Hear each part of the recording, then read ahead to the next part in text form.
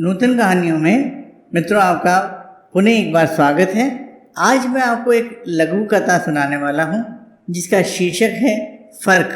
एक कार अचानक से रुकी, आवाज़ आई, उतरिए पिताजी।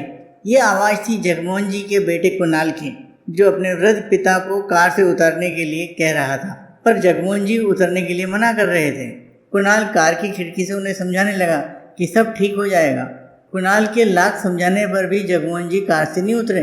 आखिरकार कुणाल ने जबरदस्ती अपने पिता का हाथ पकड़ा और उन्हें बाहर निकालते हुए बोला, आप इस वृद्धाश्रम में अच्छे से रहेंगे, यहाँ किसी भी चीज़ की कमी नहीं है। यहाँ की खास बात यह है कि आपके हम उम्र के ही सारे लोग हैं। कुणाल के इतने समझाने के बाद भी जगमोहन जी ने जाने से इनकार कर दिया। बोलने लगे, मैं तुम सबके साथ रहना चाहता हूँ, मैं किसी को कोई तकलीफ़ नहीं दूंगा, बहू को भी कुछ नहीं बोलूँगा, सोनू मोनू के बगैर मैं नहीं रह सकता, किसी भी कोने में पड़ा रहूँगा, जो दे दोगे खा लूँगा, और तुम सबसे जुदा होकर मैं जिंदा नहीं रह पाऊँगा। मुझे इस वृद्धाश्रम में नहीं रहना, मुझे तुम सबके साथ रहना है। ये बोलते बोलते उनकी आंख भर आई और जगमोहन जी ने कितनी ही मिन्नतें की, पर कुणाल पर इन सब बातों का कोई असर नहीं हुआ।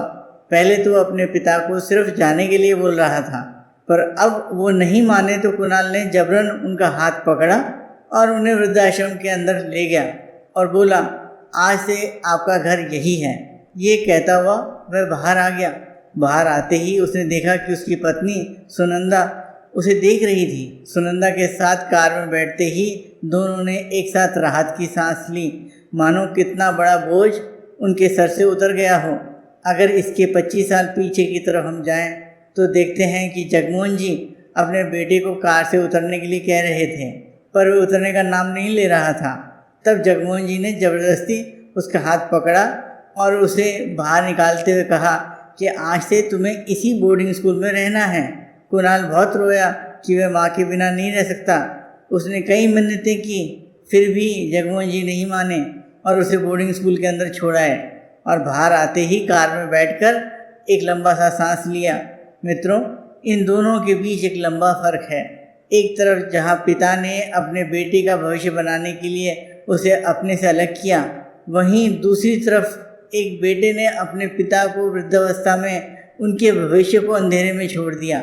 ऐसी ही कुछ हालात दिन पर दिन हमारे देश में होता जा रहा है।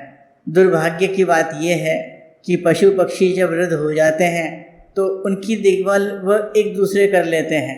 मनुष्य एक ऐसा स्वार्थी जीव है जो केवल और केवल अपना भविष्य देखता है, उन बुजुर्गों का भविष्य नहीं देखता है जिन्होंने उनके लिए सब कुछ त्याग किया और जिनके कारण वह कुछ आज समाज में कहलाते हैं। आशा करता हूँ आपको ये कहानी पसंद आई होगी। अगर अभी तक आपने नूतन कहानियाँ चैनल को सब्सक्राइब नहीं किया है तो कृपया सब्सक्राइब करने का कष्ट करें।